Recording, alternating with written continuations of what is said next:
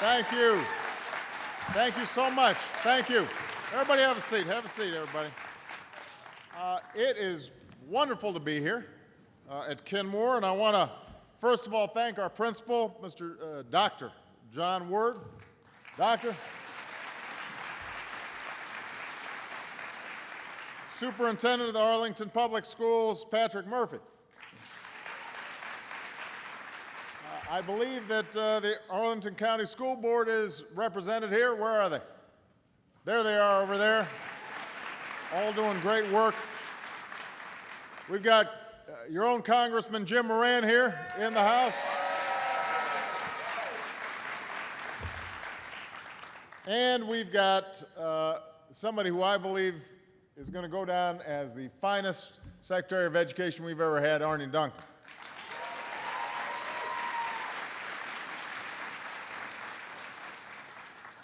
Now, before I begin, let me just say that, like all Americans, I continue to be heartbroken by the images of devastation in Japan. And I know all of you, young and old, have been watching the full magnitude of this tragedy unfold. I want to reiterate America's support for the people of Japan, who are some of our closest friends and allies. And I've said directly to the Prime Minister of Japan, Prime Minister Kan, that the United States will continue to offer any assistance we can as Japan recovers from multiple disasters. And we will stand with the people of Japan in the difficult days ahead. Now, I just had a chance to talk with some of your teachers, as well as some students who told me about your all-school project that's weaving the life and music of Duke Ellington into your classes. And by getting students engaged in learning, you're teaching the kinds of skills about how to think and how to work together that young people are going to need in college and beyond. That's what all of our schools need to be doing. And in an economy that's more competitive and connected than ever before, a good job and a good career is going to demand a good education. Over the next 10 years, nearly half of all new jobs are going to require more than a high school diploma. So if you want a bright future, you're going to need a college degree or advanced training. And as Arnie mentioned, unfortunately, too many students aren't getting a world-class education today. As many as a quarter of American students aren't finishing high school. The quality of our math and science education lags behind many other nations. And America has fallen to 9th in the proportion of young people with a college degree. Understand, we used to be first, and we now rank 9th. That's not acceptable. And turning these statistics around isn't just the right thing to do for our kids, it's the right thing to do for our economy, because the best jobs program out there is a good education. The best economic policy is one that produces more college graduates.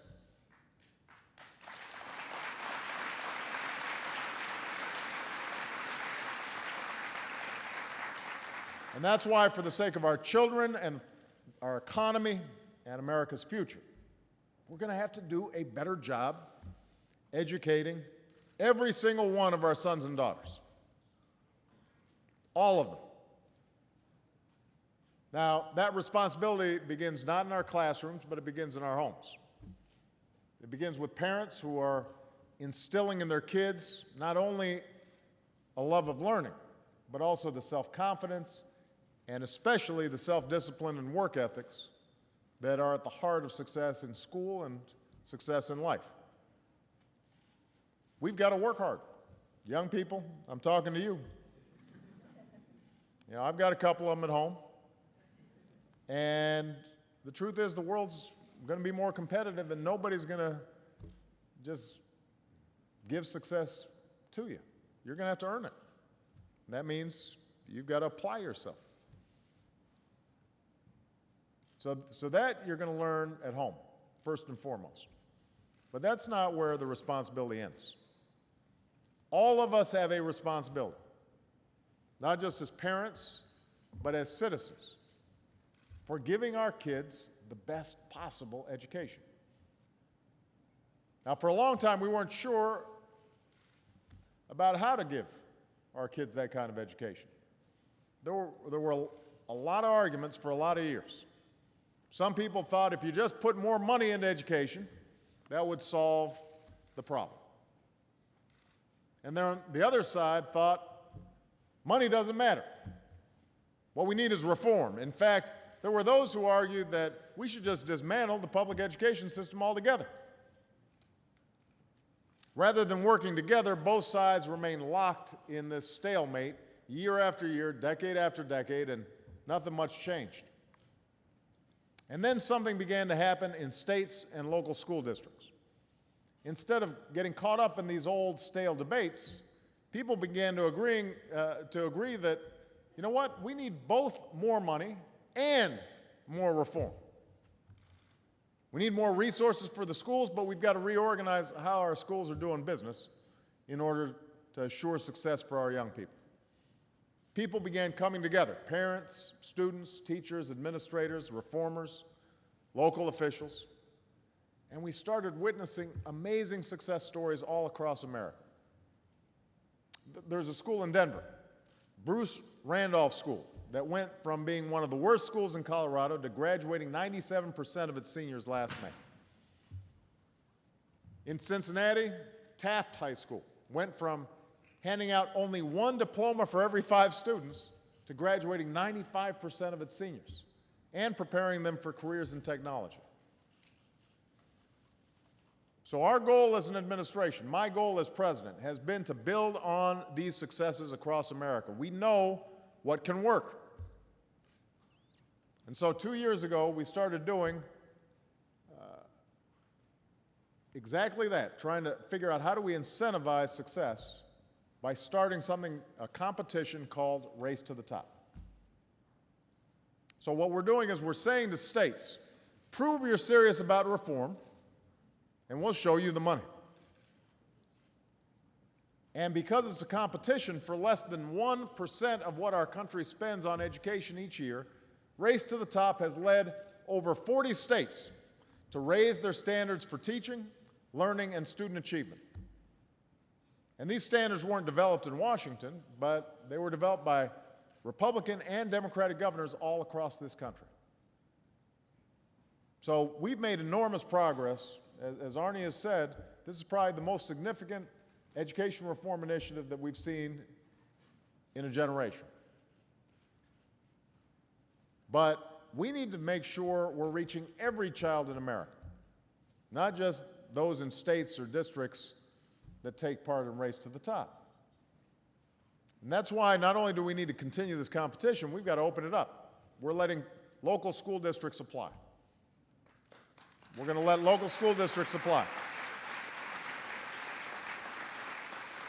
And that's why we need to take the same bottom-up approach when it comes to reforming America's most important education law, otherwise known as No Child Left Behind. We have to reform No Child Left Behind.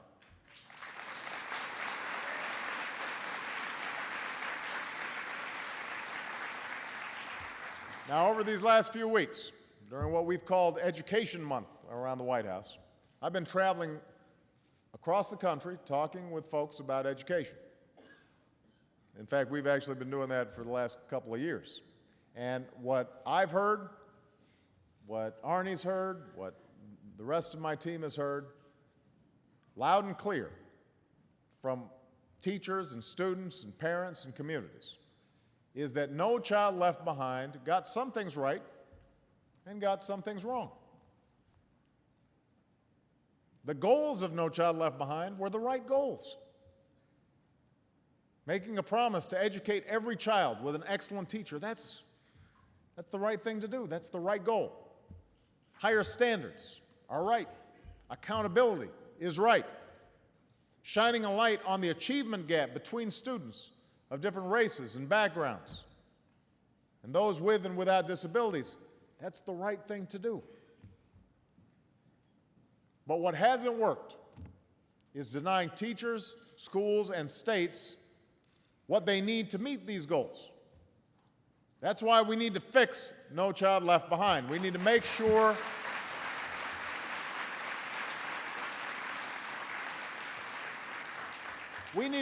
we're graduating students who are ready for college and ready for careers.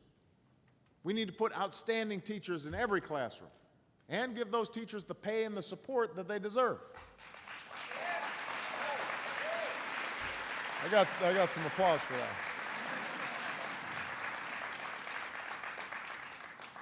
We need to not only hold failing schools accountable, we need to help turn those schools around. In the 21st century, it's not enough to leave no child behind. We need to help every child get ahead. We need to get every child on a path to academic excellence.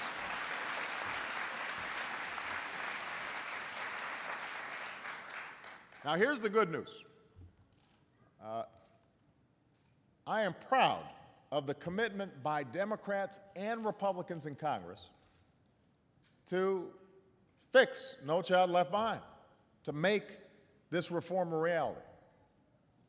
Because they recognize education is an area where we can't afford to drag our feet.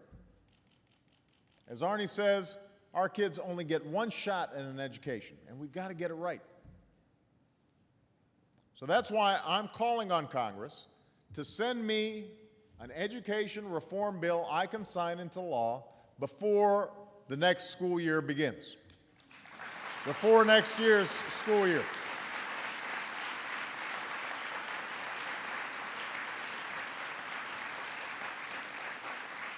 I want every child in this country to head back to school in the fall knowing that their education is America's priority. Let's seize this education moment. Let's fix No Child Left Behind.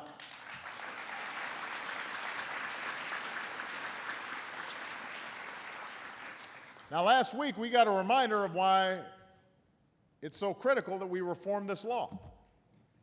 According to new estimates, under the system No Child Left Behind put in place, more than 80% of our schools may be labeled as failing. 80% of our schools, 4 out of 5 schools, will be labeled as failing. Now, that's an astonishing number. And our impulse is to either be outraged that the numbers are so high or skeptical that they're even true. And let's face it, skepticism is somewhat justified. We know that 4 out of 5 schools in this country aren't failing. So what we're doing to measure success and failure is out of line. In fact, the list of supposedly failing schools includes schools that are making extraordinary progress, including Kenmore. So yes, we've still got more work to do here at this school to close the achievement gap. I think Dr. Ward would agree with that. We've got to make sure that every student is on track. But, I mean, we can see here at Kenmore, Kenmore's thriving. You guys are doing great. You got more work to do, but you're doing fine. So what this means, though, is that we need a better way of figuring out which schools are deeply in trouble, which schools aren't, and how we get not only the schools that are in really bad shape on track, how do we help provide the tools to schools that want to get even better to get better? That way of measuring success and failure, that's the first problem with No Child Left Behind that we need to fix. Instead of labeling schools a failure one day and then throwing up our hands and walking away from them, we need to focus on the schools that need the most help. We need to hold our schools accountable for the success of every child, black, white, Latino, Asian, students with disabilities, English language learners. We need to make sure some of our best teachers are teaching in some of our worst schools. We need to reward schools that are doing the difficult work of turning themselves around. We're going to have to take a series of steps across a broad range of measures to not only target our most troubled schools, but also raise expectations for all our schools. So first, we're going to have to fix how schools are labeled and identified. But we've got to do more than that. In recent years, 15 states have actually lowered their standards to make it easier for their kids to meet the targets set by No Child Left Behind. Think about that. That's a pretty perverse incentive. When states say to themselves, you know what, let's lower our standards so that we have an easier time passing those standards so that we don't get punished under No Child Left Behind. That makes no sense. That's inexcusable. So instead of measuring students based on whether they're above or below an arbitrary bar, we need to set better standards to make sure our students are meeting one clear goal. They're graduating, ready for college, and ready for a career. That's the goal we need to set.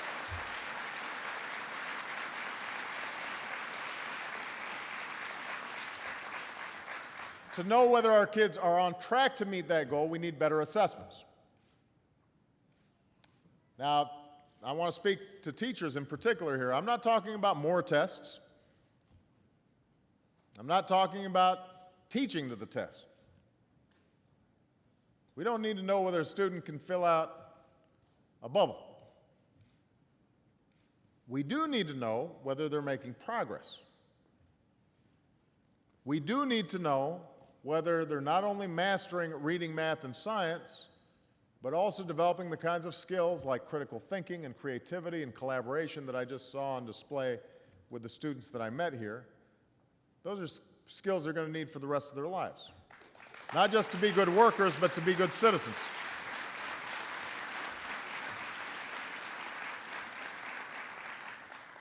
Now, that doesn't mean testing is going to go away. There will be testing, but the point is that we need to refine how we're assessing progress so that we can have accountability without rigidity.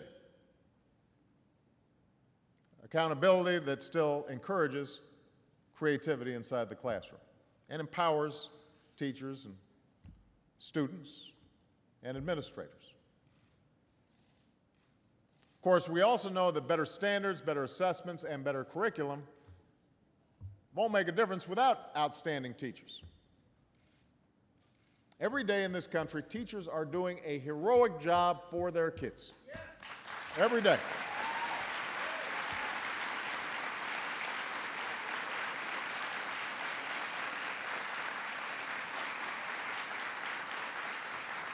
They're taking on the problems that follow students into class, come in early to rewrite lessons, spending hours after school tutoring students. I know, my sister is a teacher. Now, in South Korea, teachers are known as nation builders. And I think it's time we treated our teachers with the same level of respect right here in the United States of America.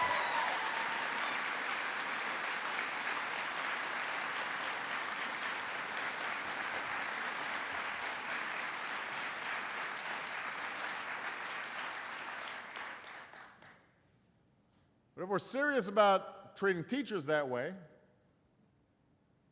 if we're serious about educating all our kids with an excellent teacher, then we're going to have to fix No Child Left Behind.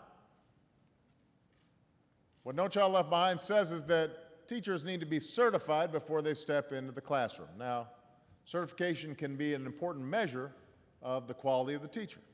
And obviously we want teachers to be well qualified. But when the quality of a teacher can make or break a child's education, we've got to make sure our certified teachers are also outstanding teachers.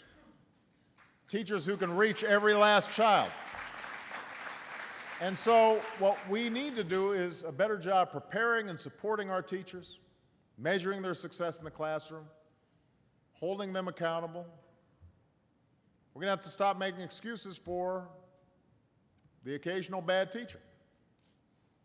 We're going to have to start paying good ones, like the professionals that they are.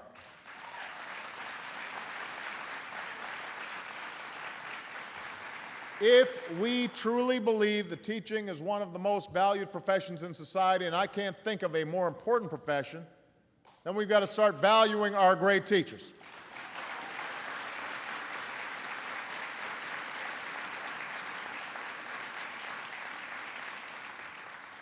And there are a lot of ways of valuing teachers. I don't know any teacher who got into it for the pay. The teachers who are here, you got into it for the kids, for the satisfaction of feeling like you're passing on knowledge that these young people will use and carry on for the rest of their lives. So we need to reward you by letting you make more of a difference for your kids. We need to build on what's being done here at Kenmore, give our best teachers more time to learn from each other, more time to mentor each other, more responsibilities in their schools, and to replace the baby boomers who are retiring in the coming years. We're going to have to recruit a whole new generation of teachers, including 100,000 new math and science teachers over the next decade. So these are the steps we're going to have to take to fix No Child Left Behind. And together with what we're already doing to make college more affordable for millions more students, I'm confident these reforms will help us meet the goal that I set when I took office, which is by the end of the decade, we will once again have the highest proportion of college graduates in the world. We'll be number one again. That's my priority.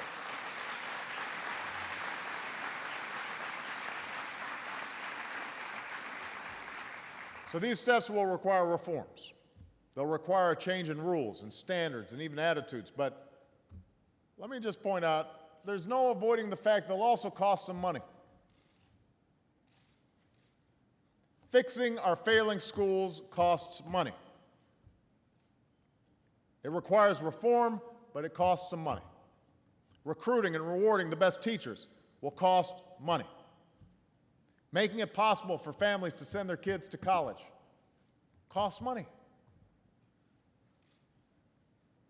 Now, after a decade of deficits, there isn't a lot of money to go around. I understand that. And for too long, government's been spending more than it's been taking in, and we can't keep that up. We're going to have to cut whatever spending we can afford to do without. So I've called on a 5-year freeze on annual domestic spending. That'll cut the deficit by more than $400 billion over the next decade, making that kind of spending a much smaller share of the economy, smaller than it's been in 50 years. Right now, we're sitting down with Republicans and Democrats to find other ways to get our deficits under control. But even as we do, we can't be reckless and we can't be irresponsible about how we cut. Let me make it plain. We cannot cut education. We can't cut the things that will make America more competitive.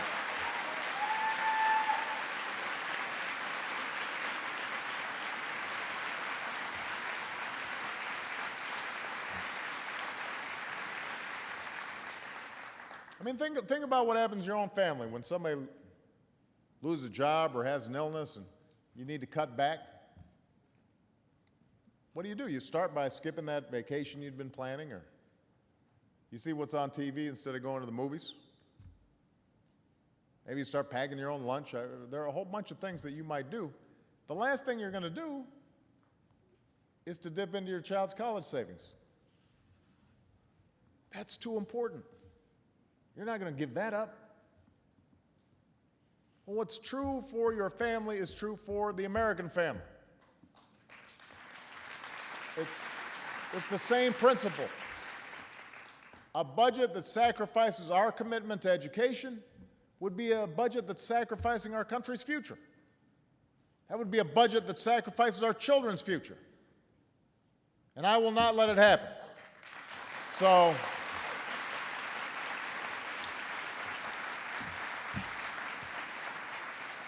yes, I'm determined to cut our deficits, but I refuse to do it by telling students here who are so full of promise that we're not willing to invest in your future. I'm not willing to tell these young people right here that their education isn't a priority. I'm talking about students like Catherine Diaz, who says, I think I should have the opportunity to be who I want to be. And it turns out that Catherine wants to either be a professional violinist or the first woman president of the United States. So Catherine's still, she's not sure yet. She might do both. You know, you could do it one at a time. Professional violinist, president. Or I'm talking about Roberto Clark. Where's Roberto? There's Roberto right here. He says, with good schools and good teachers, we can grow up to be anything we want. So, turns out Roberto wants to be the first Hispanic president of the United States. So, you guys will have to work out sort of the sequence.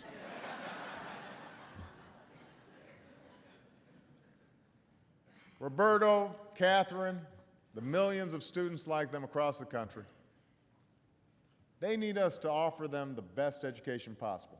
Not only because that's how they'll succeed, not only because that's how we'll outcompete countries around the world, but because that's what we do. That's who we are. That's what America's about. We are a place that believes every child, no matter where they come from, can grow up to be anything they want. Where Catherine or Roberto or a skinny kid with a funny name named Barack Obama can grow up to be president of the United States. That's who we are. That's the commitment we make to the next generation. And I'm confident that if we fix No Child Left Behind, if we continue to reform American education, continue to invest in our children's future, that's the America we'll always be. Thank you. God bless you. God bless the United States of America.